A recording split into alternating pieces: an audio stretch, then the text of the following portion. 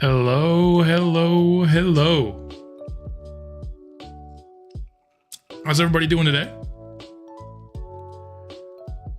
We've got ourselves, for the first time since chat has taken over as the GMs of the Seattle Supersonics, we will be seeing how the Vancouver Blizzard and how the Seattle Sonics match up one against the other. Now, of course, it's not comparing apples to oranges here, as I'm in year 6 of my rebuild while you guys are in year 2 of yours, but still always fun. This stream won't be very long. It'll just basically be this game, but I think it'll be fun to see how these teams stack up. How's it going, Johnny? And that'll be pretty much it. And throughout kind of this series, I've been rooting for the Sonics every time I've seen them play, but not today. Not today. I am anti-Seattle Sonics today. And I think it'll be fun to get this game underway. Just a little bit of kind of setting the scene for what this game is. Vancouver is 24-14 heading into this game, while the Sonics are 13-20. We are on the back half of a back-to-back, while the Sonics are on the front half of one here. So there's that. We're the second best team in the West, while Seattle is third from the bottom. Oliver Thompson is up to a 90 overall with his morale. So there's your first 90. And it should be a fun game. But I think it's time to hop into it now here. Wanted to give people a couple of minutes to hop in before we started the game up. And we're now a couple minutes here into the stream. Seattle Sonics at Vancouver Blizzard. Let's hop into the action here.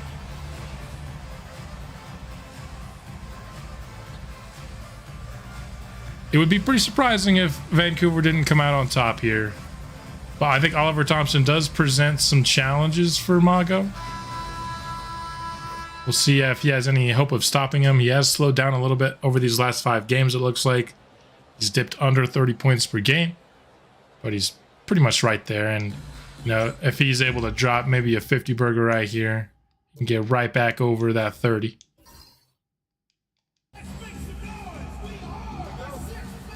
Just a B- home court advantage here. Vancouver fans don't care so much about the regular season these days. Neither team is dealing with anything serious injury-wise, so we'll get the full health of both teams, and Mago getting the game started with a block.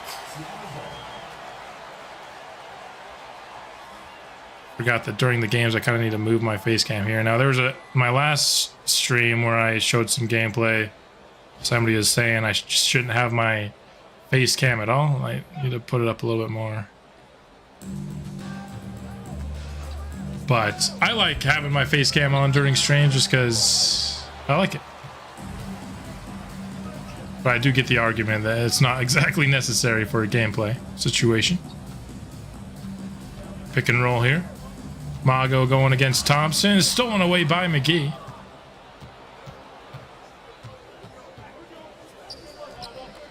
Inside to Thompson. Back to Hayward. This is fun seeing our two teams play against each other. Like I said, I'm used to rooting for both teams whenever I see them not play against each other. Hayward. Shot clock winding down. He's struggled in these spotlight games for Seattle so far. He's obviously hoping to have a better game. What is that by Graham? Hey, he puts it up and in. We'll take it. First points on the board, courtesy of Michael Graham. A bit of a jumper. Hit a really nice corner 3 last episode. Hayward, plenty of space. Misses again. Not off to the start he wanted. Mago gets Hayward and gets right by him. A little bit of 20 on 20 crime there.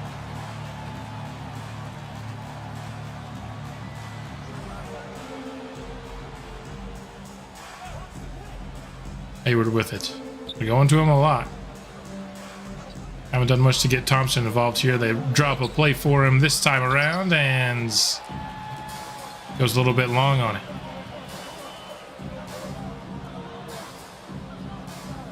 Struggle is putting it lightly. Yeah, I mean, he's a rookie. He's in an even tougher spot than I think Albert Ellis was in his rookie year, and Ellis struggled a lot. I don't know if we saw much in the way of 2 of 18, but Mago makes that 4 quick points on the board.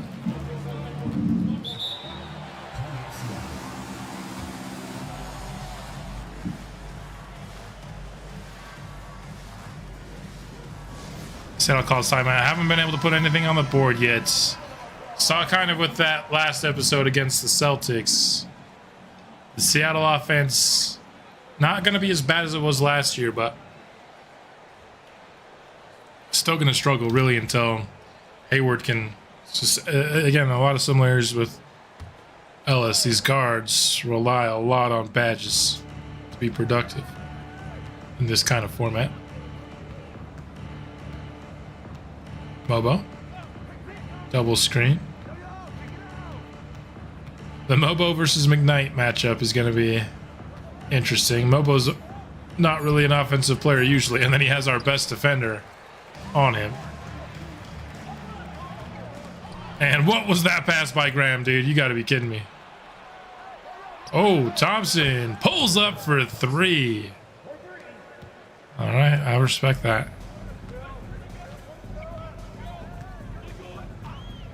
Pick and roll Mago versus Thompson again. Taking it inside, but Thompson holding strong. And good defense there by Oliver. Finding the open Vince Williams in the corner, but he can't knock it through.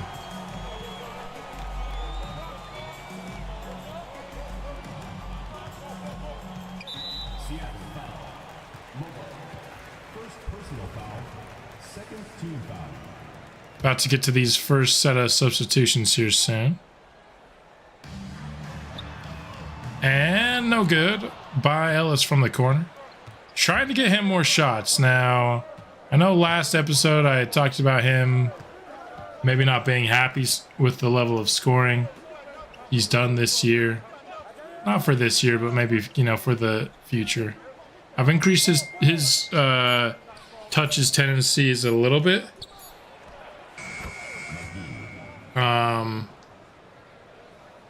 And I've decreased Rudolph Garrett's a little bit in hopes to send a few more shots his way, but we'll see what happens. I also think he's just started the season shooting only 35% from 3. Nice job by Garrett,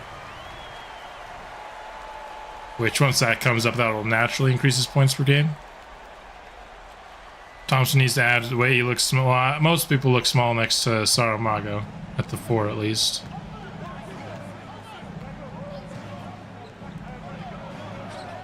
From deep, Thompson ties us up at 8 apiece.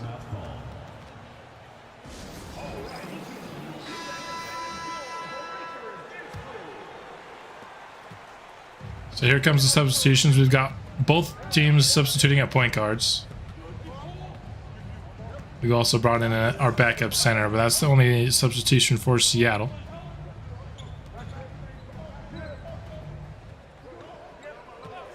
Rodman from deep splashes it in for 3.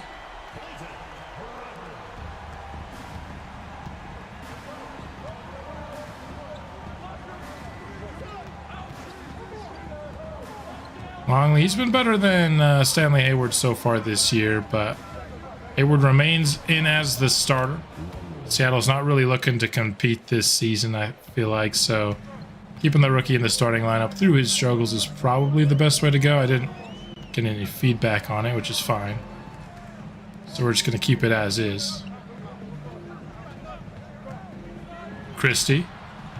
He now hidden from deep. Everybody on the Vancouver can shoot, and that's part of what makes us the #1 offense in the league. I did check. We are leading the league in points per game right now, much like we did last season. Wasn't exactly, I think, my plan from the beginning of the rebuild to create a more offensively focused team. It's just kind of turned out that way with how the drafts have gone. Mago inside to Hardy, draws the McGee foul. First personal foul, third team foul. At the line for Vancouver, Hardy. Taking 2 Hardy, no good on the second.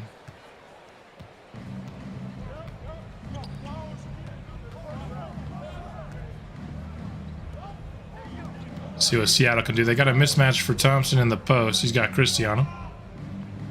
Said they're going to try to set up Longley for 3. He's got a lot of space, but cannot make Vancouver pay for not being able to fight through those screens.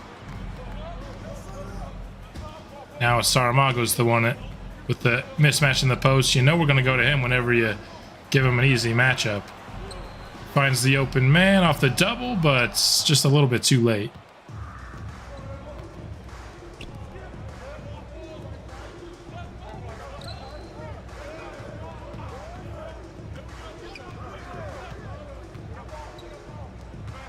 Thompson, he's going to his signature move. Didn't actually pull it though. I don't know why. I don't think Rodman's defense was good enough to force him to hesitate there. Ended up in a Mobo late shot clock cheese.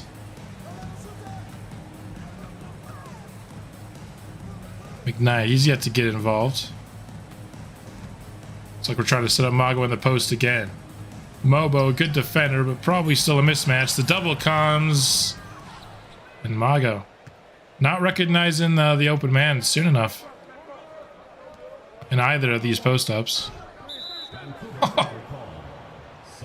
And he just trucked Longley on the screen. Oh, man. I mean, that was a Madden hit stick right there on Jermaine Longley.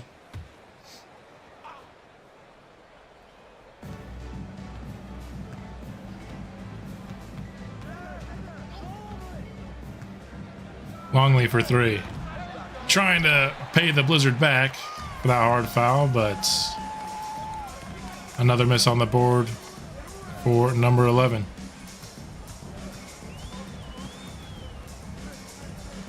Mago down low. Turns around on Thompson and hits.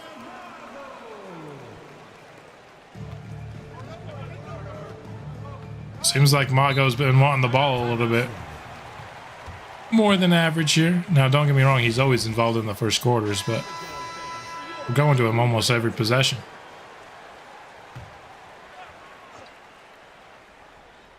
More substitutions on the floor here for both sides.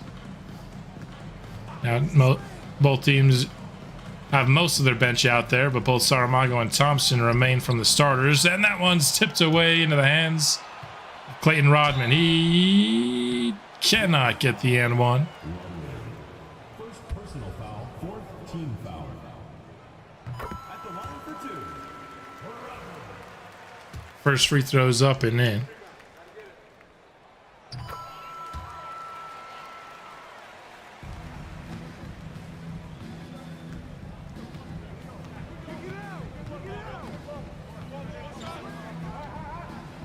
Pick and roll. Paunescu into the game. He's got Andre Hardy on him. Paunescu all over Andre Hardy on the pick and roll. How's it going, Bun Bun?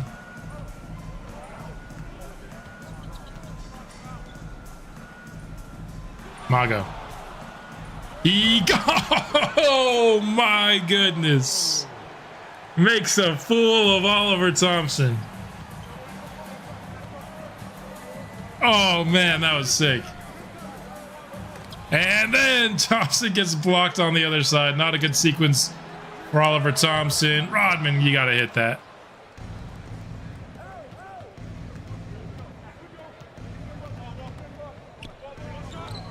I mean, Johnny made the comment that Oliver Thompson was looking skinny next to Mago, and showed up there for sure.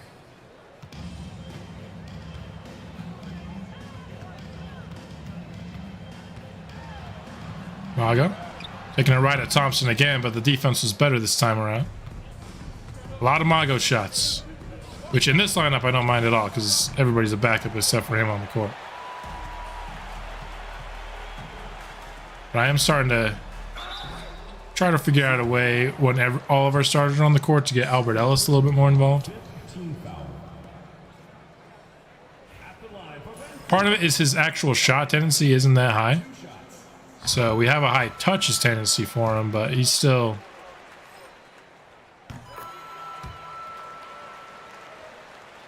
I don't mind it when a point guard's shot tendency isn't really high because they have the ball in their hands so much that when their shot tendency is really high, they'll just end up jacking up a lot of shots. So I think it helps Ellis avoid bad shots. Paunescu, no.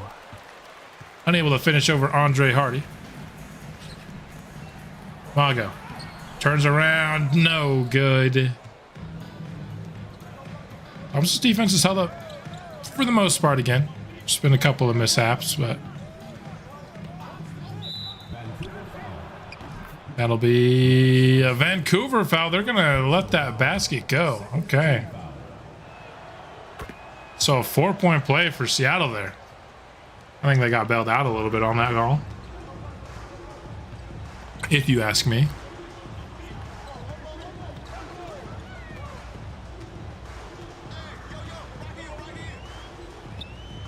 Leonard Miller inside to Mago. He gets another one to go. How many shots has he already taken in this game? 8, shooting 50%.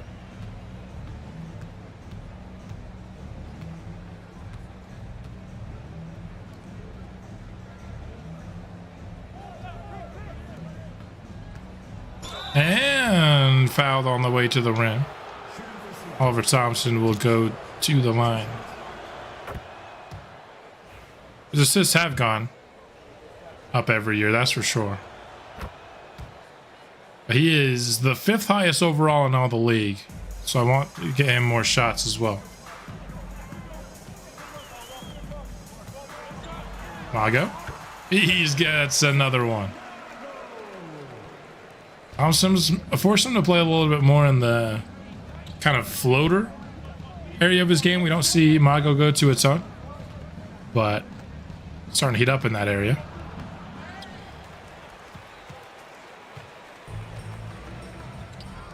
Mago. This time dishing to Rodman. Right back to him. He's wanting the smoke with Oliver Thompson in this quarter. I love it. Miller. He unable to finish. Last shot of the quarter will go to Seattle. Sean Martin pulls up for 3, and that would have tied it, but instead it is a 3 points Vancouver lead. Seattle did a pretty nice job that quarter.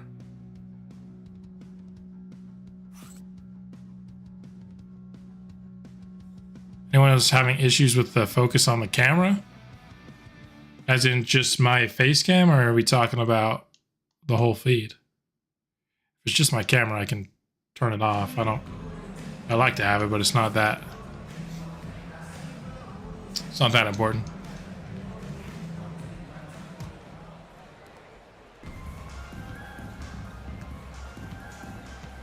So a 3-point lead, whole feed.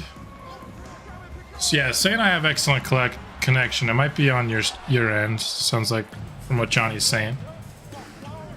Vancouver starts the quarter with a miss.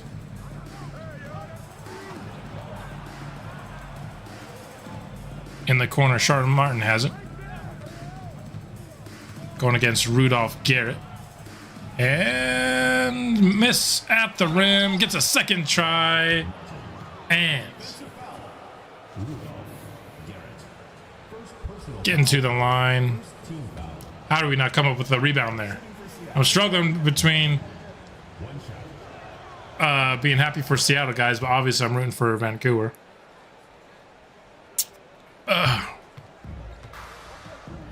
My boys, all the guys I've acquired. Ellis. I don't think he scored any points there in the first, but this is usually when he starts to get going here in the second. Doing so with a 3-ball there. Because this is his time when he gets to play with Rudolph and Graham. He leads these lineups. Ionescu. Nice shot. Every time Mago shoots, I close my eye and pray that he misses. It's not gonna work with our boy Mago. You guys had Alexander Sarr, maybe. Oh, right by Hayward. Wow, Albert Ellis. What a play on the drive. I mean, he shook the rookie. Ionescu for 3. Drills it. It's all good, Raji.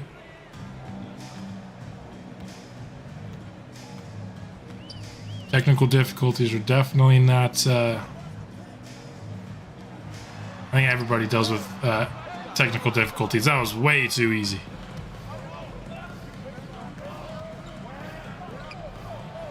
Ionescu headed to the line to give Seattle the lead.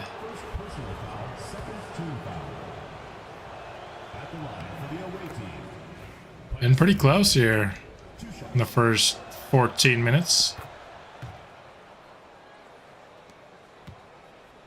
Like Vancouver, our team rarely ever has a big lead after the start of games, though.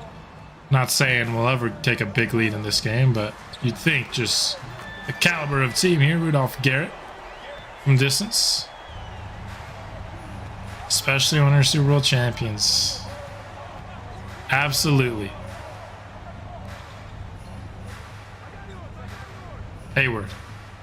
Driving in. He'll pump and fire. Pick up his own rebound. Good play by the point guard there to get claiming a wide open corner 3, but Clement couldn't convert. It's been a great week to be a Birds fan. Love some Ionescu. His goatee, yeah, it's a strong goatee. That thing's thick. Ionescu's he's a solid player.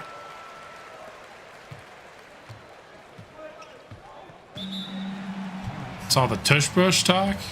I don't know. But like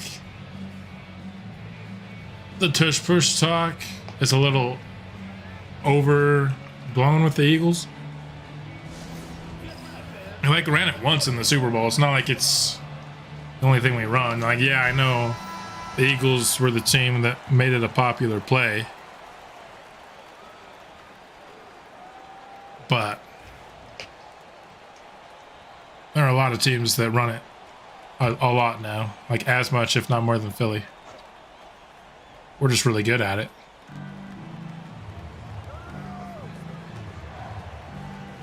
(37-34) here. Hayward trying to get going and continues to miss. Saramago, it's crazy. When I drafted him, I thought he was going to be a dominant paint player. We're actually one of the worst teams in the league. We're at points in the paint per game, and we have Ayrton Saramago on our team. It's just so crazy to me. It's because he's turned into such a dominant shooter as well, and then everyone else on our team is really good shooters.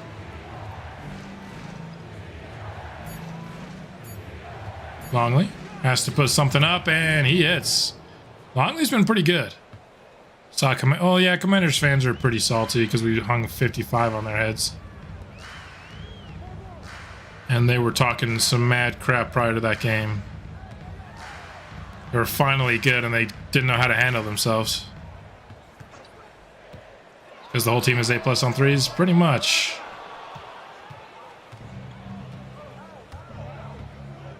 Except for our centers, and they're good enough for centers. No good by Hayward again. He's going to have another rough game here, man. I've been hoping that we can catch Stanley Hayward on a good night once for y'all in his rookie year, but Hasn't happened yet. Yeah, command. Yeah. We did run it a few times, I think, against Washington, so there's that. And they actually stopped it, so I don't know why they'd be talking crap on it. Like the only thing they could stop against Philadelphia in the championship game. Pick and roll, Leonard Miller with the flush.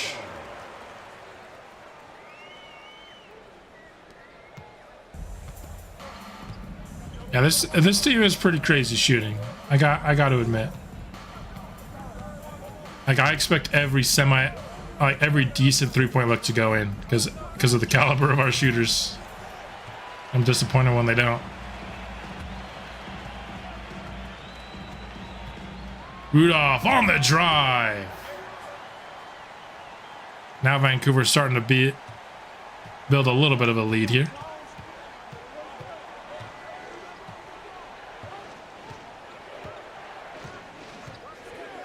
Once Oliver Thompson came off the court. Arnescu, no good in the face of Michael Graham. Yeah, Garris had a couple of nice tries here, as has Ellis. And just right on cue, Ellis with the and one.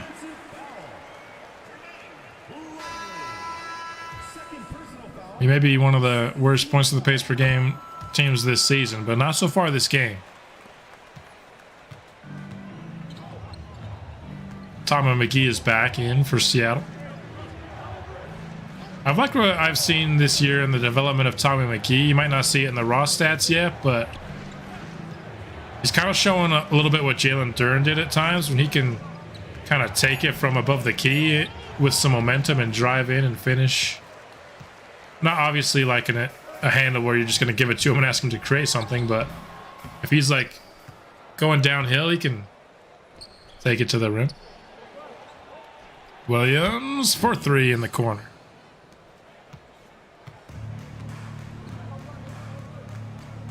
Like who he was compared to out of the draft. I remember Kyrie being kind of the vision ever since he has been drafted, and that's kind of become who he is. Except he averaged more assists per game than Kyrie ever did. Maybe more like the comparison I was just going to make wouldn't really work. But he's definitely got some Kyrie to him. Okay, Leonard Miller.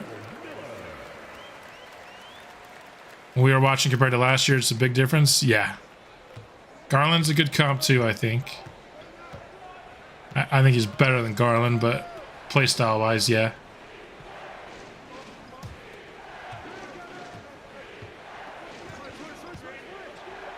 And okay. I thought that was going to be stolen by Graham.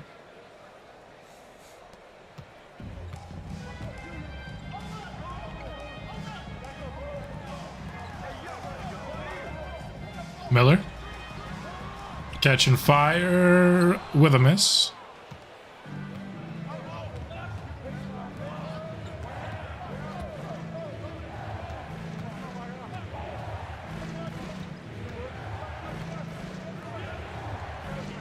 Seattle setting up McGee in the post. Double comes. He finds the open man, but the rotation defense is there. Oh, man. I hung up on the rim for a minute there for Klitman. Ellis. One-on-one against Hayward. He gets to the rim. Acrobatic finish. You can tell that he feels confident he can get the best of Stanley Hayward. Hayward, I think, will eventually be a pretty good defender, and he's not even bad now. Ellis certainly has had the advantage here in the second quarter.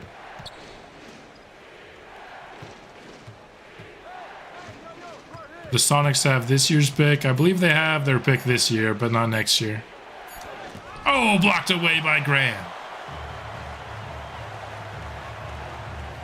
Ellis, he misses, but Graham on cleanup. At least I believe that's the case. I'm trying to think.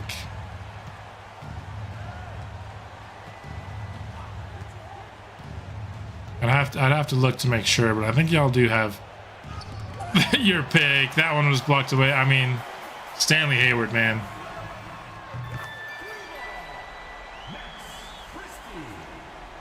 Albert Ellis was getting some hate early in his career, but he was still better than Hayward has been in his rookie year. 0 of 8 so far in this half.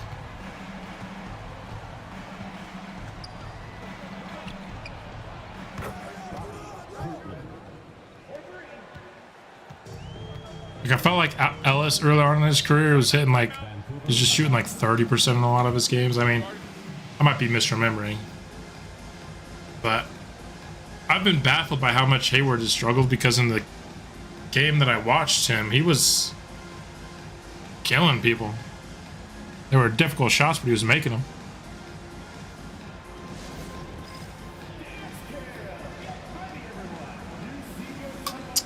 There's a decent small forward. The player that I added this year, I normally don't add a player that's as good as the player that I added this year, but it's a beast center. And I believe that's the only guy I added to this year's class. I haven't even began to think about getting clips for the draft or anything this year yet. I'm kind of flying through it. Ellis. Lines went up from D. There we go. Wanted more scoring from Ellis. He's had himself a great second quarter.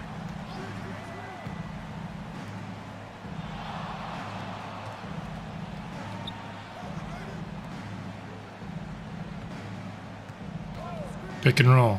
Hayward and McGee. Hayward tries to hit his first shot of the day, but make him 0 for 9 now. It's the highest overall.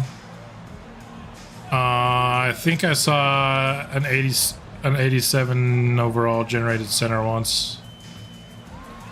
Maybe it was 86. I can't remember if Morale made him 87. He might have been 85 or 86, but I remember like right off the rip he was an 87. It was wild.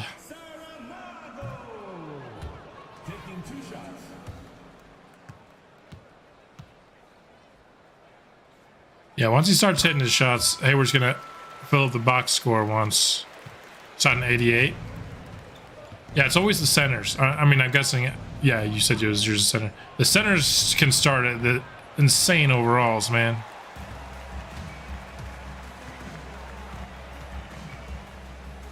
I don't think I've ever seen like anything other than a center generate over like an 82.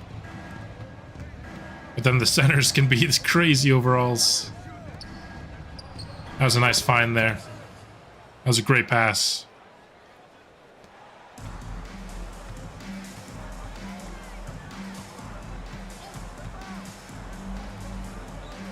Garrett on the wing against Thompson. Looked like he got by him for a second, but Thompson, nice job. Rookie season was 22, 11, and 7. That's pretty good. That might have. That's like third team All NBA stuff right there.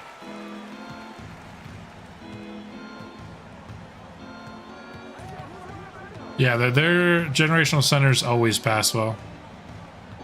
Like 5 assists a game at least.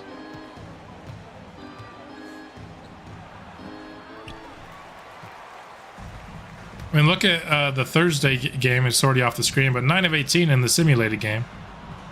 So Hayward's pretty good in the sim. Sometimes, just... What was that? That was a travel is what that was.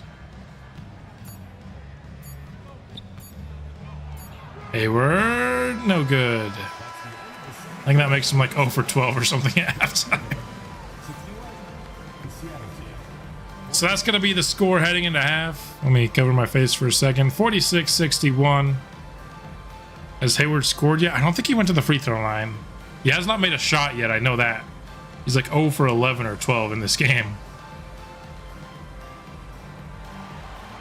It's always a risk. The guards are always going to suck their rookie year.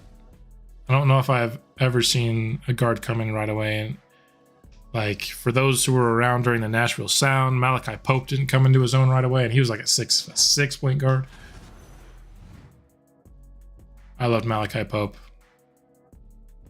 Probably my second favorite 2K player, other than Ayrton Saramago, who's, of course, insane. There's your dunk race candidates. Randall Wade, a white guy's leading it. You'll love to see it. Both Mago and Thompson in double digits. Mago didn't really do anything in the second quarter. He doesn't play much in the second quarter, to be fair. Plays the last 4 minutes at most.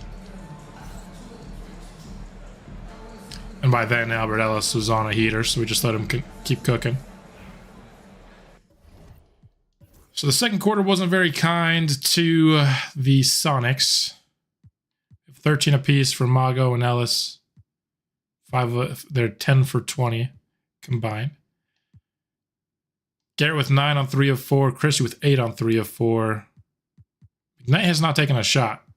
So I'm sitting here saying that Ellis needs to shoot more, and he did, but all of a sudden now McKnight's not shooting anything. Thompson leads Seattle. Paunescu had a good half. Longley was solid. 0 of 12. 4 assists.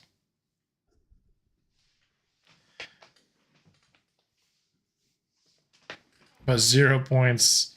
0 of 12 from the field. Oh. I just want to see Hayward have one good game, man, before his rookie year's done. Just show us a glimpse of what he's going to be, you know? Rarely see good point guards because everybody's like a big. Yeah, there's definitely some sort of balancing problem there.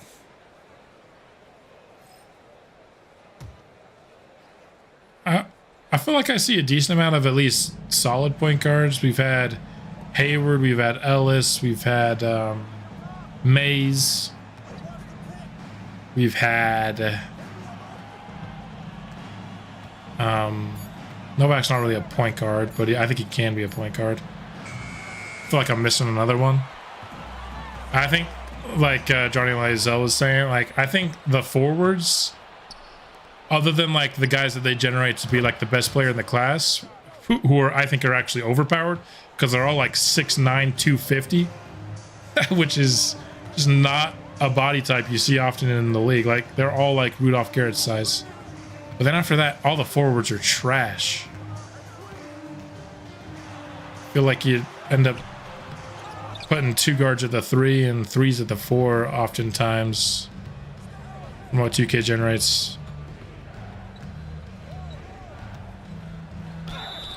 And that's going to be an and one. Defensive foul. Albert Ellis. First personal foul. First team foul. Well, in last year's game, they were generating a ton of like the 6'6" to 6'8" generational point guards. There were like 3 generated last year, 2 of them in the same class.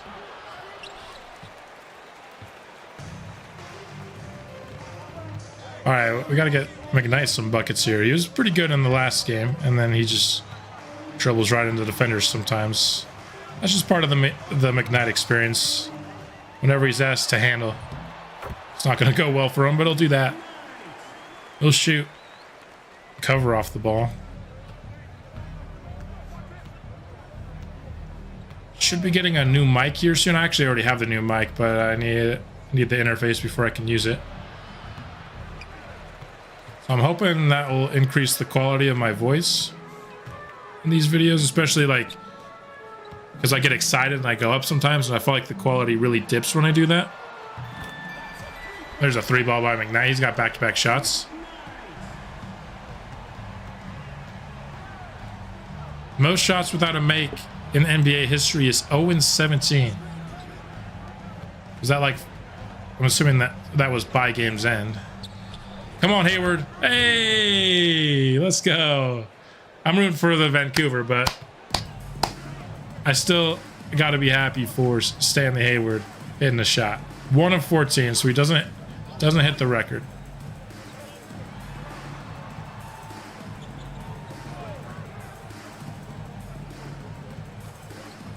Ellis. And there you have it. Ellis continues to keep things rolling.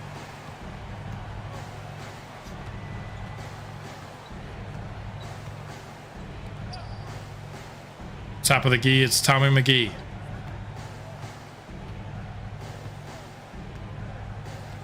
Hey, we're defended by Ellis. He's just been sitting there for a while. Finally gets a screen.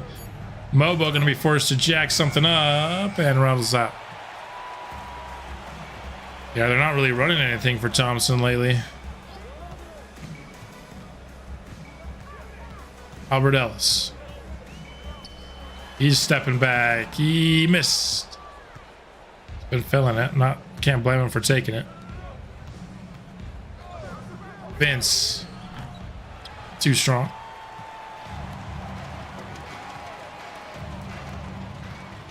Graham, don't you dare dribble out of bounds. Oh my goodness. That was an awful shot. I mean, he had to. That was it was Stanley Hayward's fault for giving Thompson the ball with 3 seconds left on the shot clock. And it was Thompson's fault for giving Mobo the ball with 1 second on the shot clock. Just like the team keeps screwing him over. Like he's the guy that they keep passing the ball to with 2 or less seconds on the shot clock. Not even giving him a chance because he's not even open.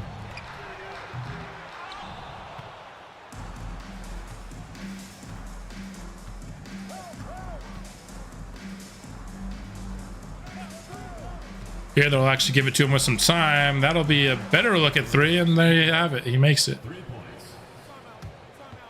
I still think Vancouver will live with that shot because he's not going to make a ton. His 3-point shooting rating is pretty garbage, but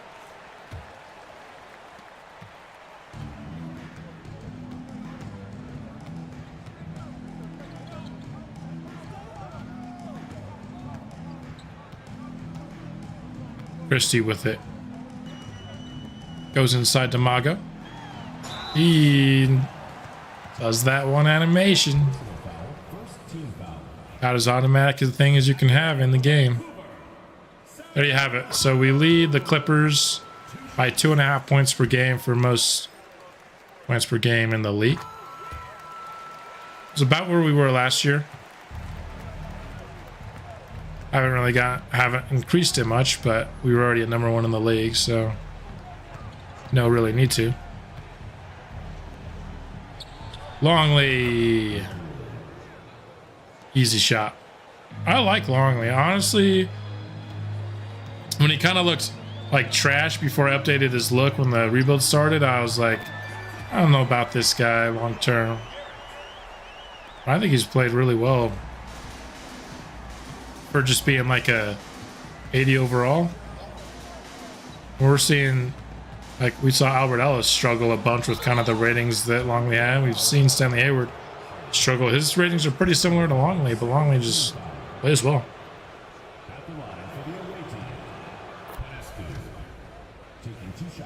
He's not really a true point guard. He doesn't play make a ton for his teammates, but good guard. Oh, Max Christie on the way to the rim.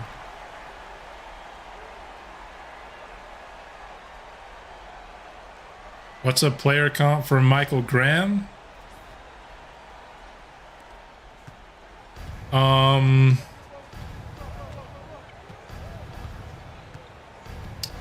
Who plays like Michael Graham at center? I mean, that was a warm-up jumper for Longley. I was gonna say somebody like a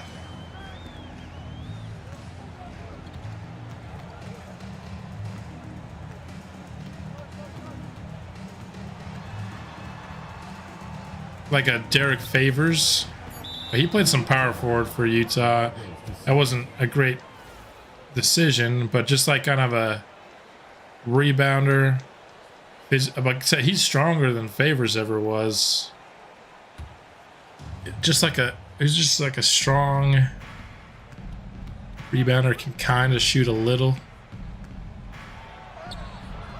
I don't know why I'm drawing a blank, because it doesn't seem like it'd be a tough comp to find for Michael Graham. I don't think he's like this incredibly unique player by any means. You can't be missing that, Mago. All the shots you've made tonight. All Christie does was shoot. Yeah, I don't get that narrative. That being said, this might be his last full year with the team. Aaron Sharp, there you go. Aaron Sharp's a little short. I think Michael Graham's, is he 6'11" or 7 foot nothing?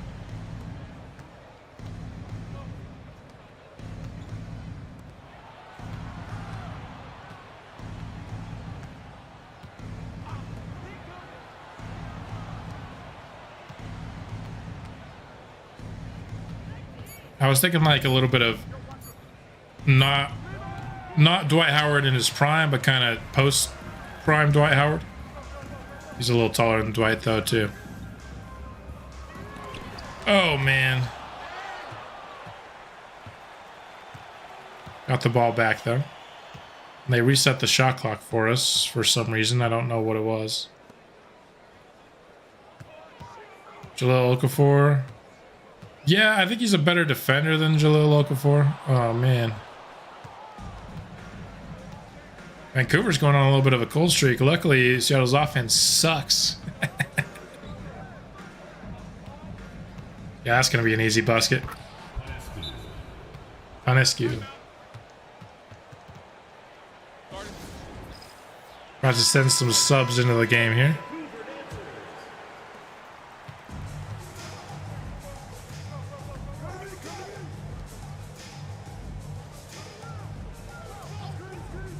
I feel like I know the player that I want to say for Michael Graham. I just can't think of him.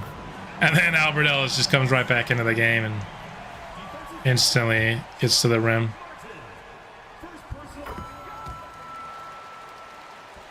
Great commentating. Yeah. Very neutral commentator, right?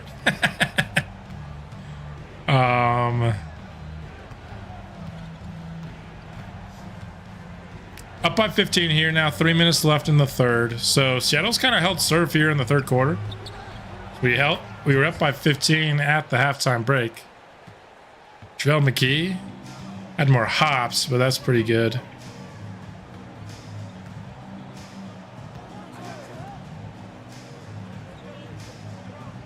Christie pick and roll with Leonard Miller. That's blocked away by Oliver Thompson. He's now on fire. Seattle going the other way. Finds Panescu, who steps on the line. Second personal foul. Third team foul.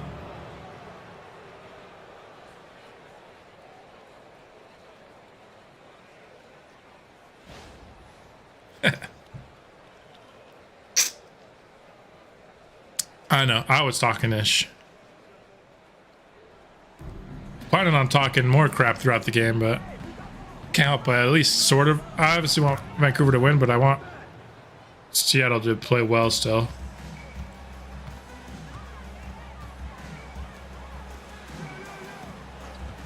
Christie for three, leans into it a little bit and was a little too strong. I think he just held serve behind the line. Might have made it.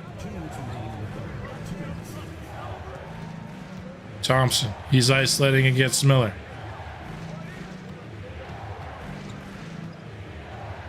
Not really doing anything with the ball. There you go. Now he makes a move and draws a foul.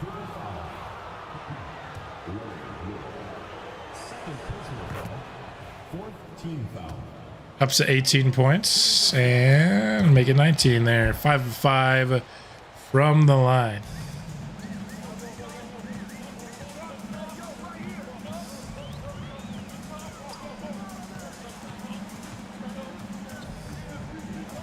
Ellis against Longley. Teardrops up and in.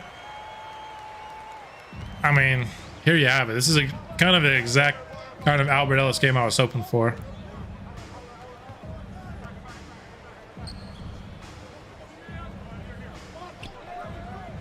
Seattle had brought up inside single digits though. Kevon Looney's a good one for sure.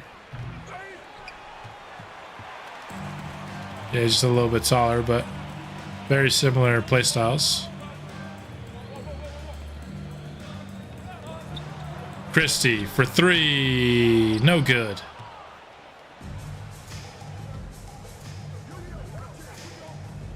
Don't hold back. If I thought of the Seattle Sonics the way I thought about the Cowboys, I'd be talking non-stop crap. Telling you how Stanley Hayward is the worst rookie point guard ever. Ellis, step back. But unfortunately, I'm rooting for Stanley Hayward to play well.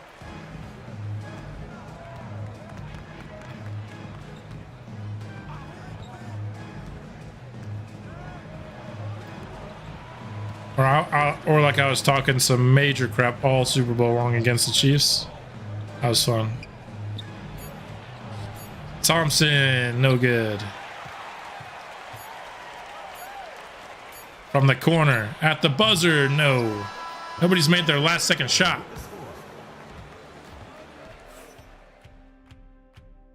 Albert Ellis getting his TJ McConnell bag. I feel like that's disrespect on Easy A. I feel like he's got a deeper bag than TJ McConnell.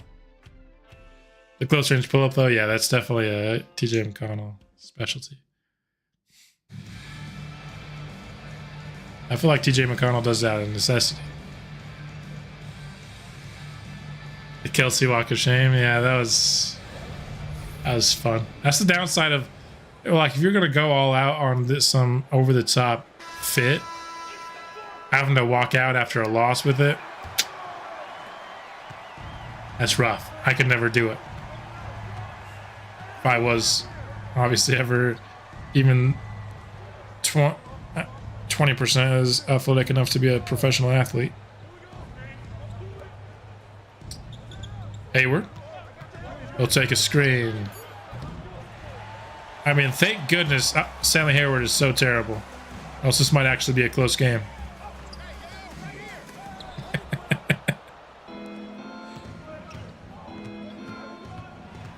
Ionescu to the rim.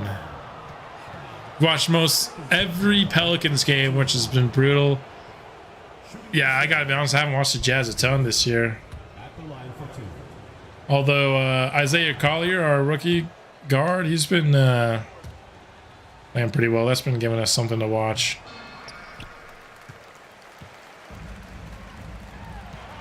And I thought he was just gonna pull the 3.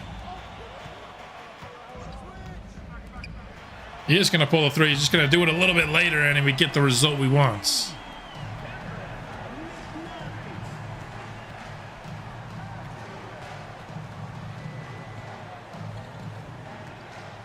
Ionescu. He's going to take it all the way inside and get fouled. Second personal foul. Second team foul. You see how Trey Murphy? Yeah, Trey Murphy's awesome. I like Trey Murphy a lot. I liked him all the way coming out of the draft.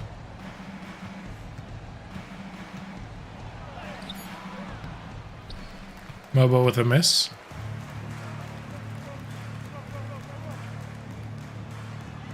Hardy, that was not a great look for him.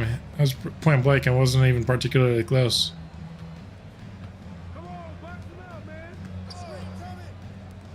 Longley driving on McKnight inside the Ionescu. Oh, baby. Ionescu showing off the moves.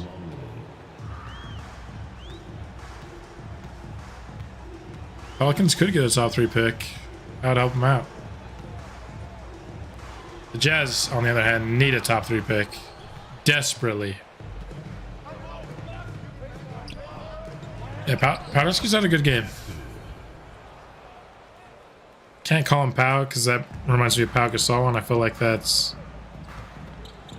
I can't compare him to Pau Gasol. And no good on the turnaround for Ayrton Saramago. Oh. I know who I know who I want to say my comp for Grown Man Graham is now. I've been thinking of this player, but I couldn't think of him. Steven Adams. That's why I would compare Grown Man Graham to. For all this time, I finally came up with it. Rodman for 3. Bricks it. Oh my goodness. Miller. With the left in transition. Vancouver lead back up to 10.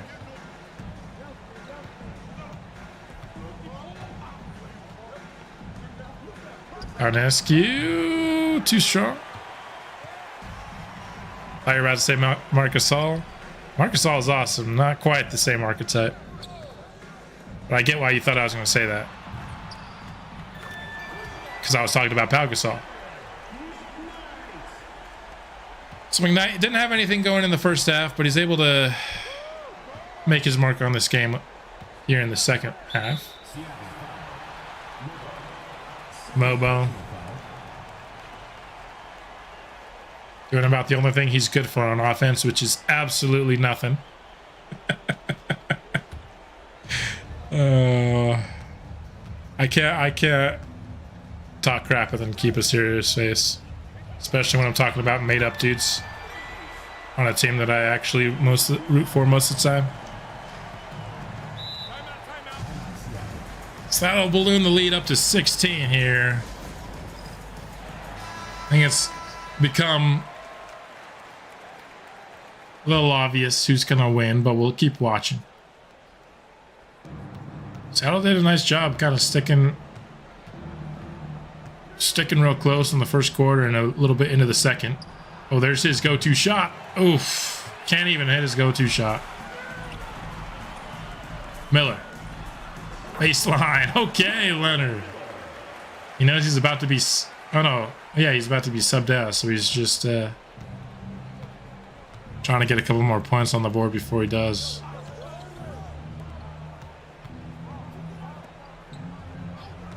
Longley.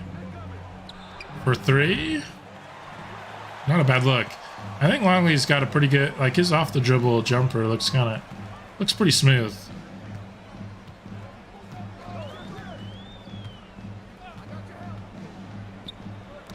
And Hardy left alone for 3. Like he's got a pretty good 3-point rating, but I rarely ever actually see him hit his 3-pointers. She doesn't get a lot in like the corner or anything. But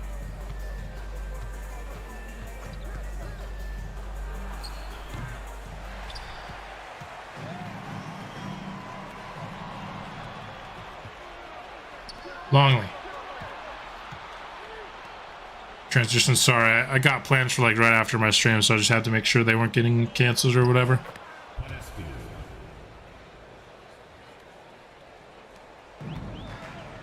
Where did Milos Novak get drafted to? He got drafted to the Celtics. He was in the last episode that I did for the Sonics. He wasn't starting though. They had Devin Vassell, who's an 82 overall, starting over Milos Novak, who was an 87. Just kind of odd to me. But hey. Longley has A+ defense. Yeah, Longley, he's a good shooter, and he can... I don't want to say he's 3-and-D, because he can handle the ball. He just does... Like, playmaking goes into 2 things, right? It goes into the handle and the pass. There he shows off a little bit of both, but... Castle started at point guard. Castle's their point guard, and Devin Vassell was their starting 2 guard. But yes, technically both of them started over him, but Vassell's the one that plays the same position.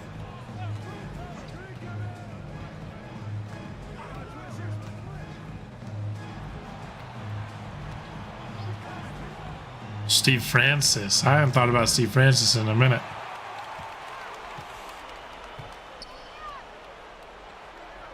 Yeah, Novak's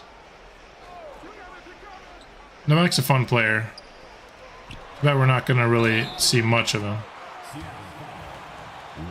Who knows how long this series will go? team foul. Vancouver doesn't win the title this year. I just want this series to be done before MLB The Show comes out. It could be this year. That could be an extra season. Who knows?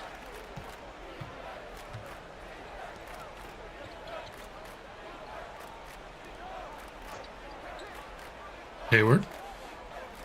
Trying to set up Oliver Thompson, but we did a nice job stopping that play. There's the animation again. As Mobley were unstoppable. I can't say I have much recollection of that duo. At least not honestly. I could say it.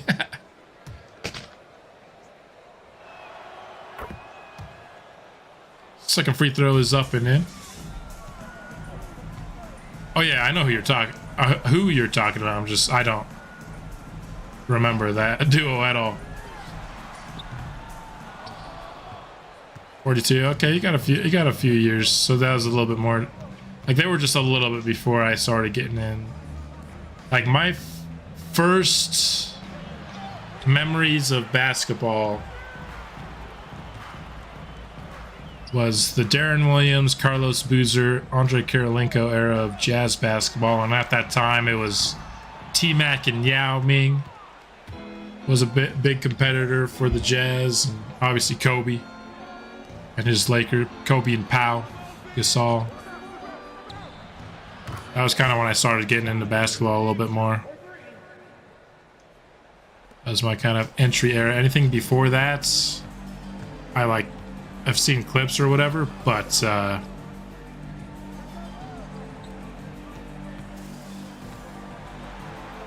with the left, Ellis.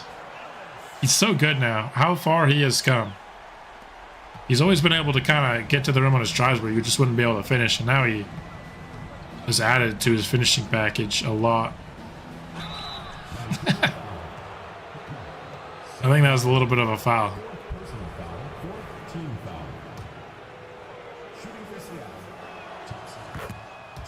Nice to have a lefty and a righty. We don't have like any lefties on our Vancouver team, which is kind of fortunate. It's not that I think all of our main players are righties. I'm missing somebody. McKnight still, they're setting the screen. Just setting screen for air. Lamonte Ellis, Baron Davis, Warriors days. I think that's the first Warriors team I remember.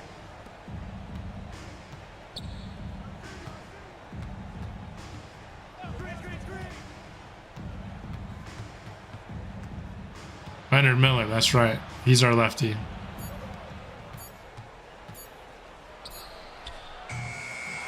McGee on the glass with the putback. Yeah, you're definitely right. Leonard Miller is the lefty.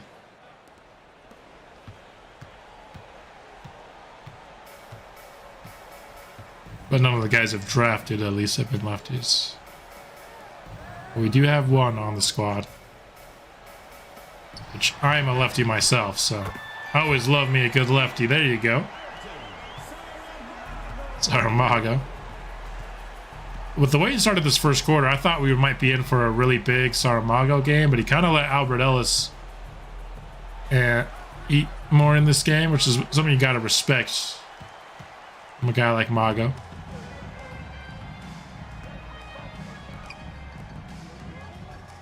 I mean, he still puts up 30 a game, so I'm not saying he's not like getting his, you know what I mean? And he's got back-to-back threes. But he's almost always the main guy to start the game, but if somebody else gets hot, he'll let him cook. Mobo for three again. All right. He's hit a couple of those. Give him a little respect. Man, he had Hayward cooked and then he just passed it away. I thought that was going to get stolen, but he actually got it back.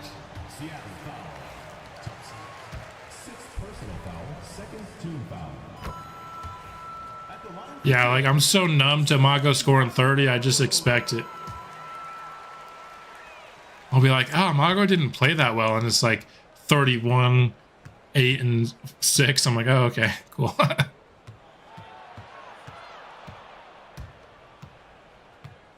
why I always gotta check the box score at halftime.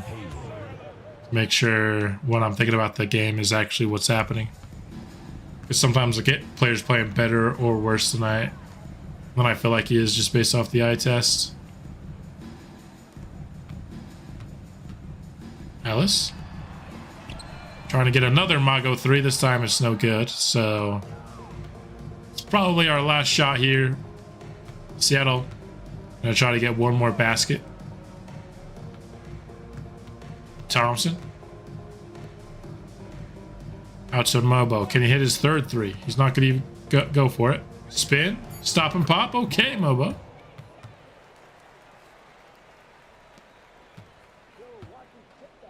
And that's going to end off this ball game. 110-96. This game... I mean, Vancouver went on a run in the second quarter, and then kind of just never truly let Seattle back in. And they brought it back to single digits for a second, but it's a really good all-around performance from the Vancouver Blizzard. Ellis, I really liked this Albert Ellis game as a scorer, particularly. Oh, whoops, I don't know who won player of the game. Only 3 assists, which is actually pretty low for Ellis. But yeah, Mago 23 and 14. I mean, this is a bad Mago game. 7-19 is actually not great. McKnight, it was 0 for 0 at the half, 5 of 6 in the second half. So good job by him. We had 1, 2, 3, 4, 5, 6 players in double figures. Grown man Graham hauled in. Bunch of rebounds for us. Oliver Thompson, just 11 shots for him. He was... Okay, so it's not going to go off of... So Hayward was 3 of 19. Okay, how do I got to... But Thompson was just 4th on the team in shots. That's rare. But he was going up against Ayrton Saramago, who's, praised for what he does offensively, but Mago's also just an awesome defender. So, especially an interior defender, at least. So, there you have it. Just 3 Sonics in double figures. Longley, Paunescu, who played really well in this game, and Oliver Thompson. How's it going, Lemon? How'd Superstar Hayward do? 3 of 19. 3 of 19. He struggled once more. And Albert Ellis was also cooking him. Ooh, Klitman's out for a couple weeks. Let's get to the new year, I guess. Might as well. Oh, no. I just simmed the season. I'm not quite ready to sim through the season, but got a little bit of time here. Let's go through just some team statistics. I'm going to hide my face for this, of course, but 124 points per game. And then the Clippers dropped a bunch, so our lead just grew, despite the fact that we only scored 110 points. If you look for the Sonics, second worst in the lead at 117. Points allowed, we are 4th worst in allowing points. And Seattle is above average in that regard. Difference. The Nets have the best difference in the league. Plus 10 per game is pretty good, and we have plus 6. Sonics have the 3rd worst differential in the league in terms of shooting percentage. The Blizzard come in at 9. The Sonics are dead last in the league. They shoot 43.5%. In terms of 3-point volume, Blizzard are 6. And the Sonics are 22. In terms of actually making those shots, we see Sonics here at 24. The Blizzard are at number 2 in the league. Getting to the line, Blizzard just inside the top 10, while the Sonics are at 20. And making our free throws, I was going to say the Blizzard are pretty dang good at that. Sonics are at 20. Offensive rebound percentage, the Blizzard top 10 because of grown man Graham. 19 coming the Sonics. Actually, one of their better spots here. They are 11th in rebounds, so that's pretty solid. I mean, when you have a good rebounding power forward like both of our teams have, you're going to be pretty good there. Steals per game, Blizzard at 6, Sonics, hey, top 10 in steals per game.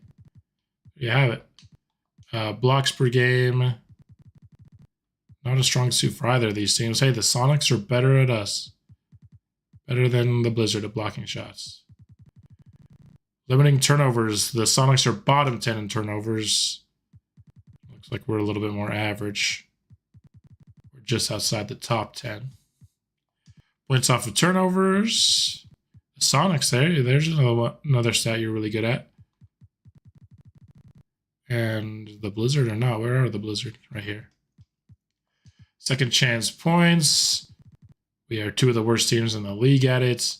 Points in the paint. We are right by each other. Exactly the same, 29.0. Bench points per game. We're pretty bad. The Sonics are pretty good. Top 10. And opponent field goal percentage.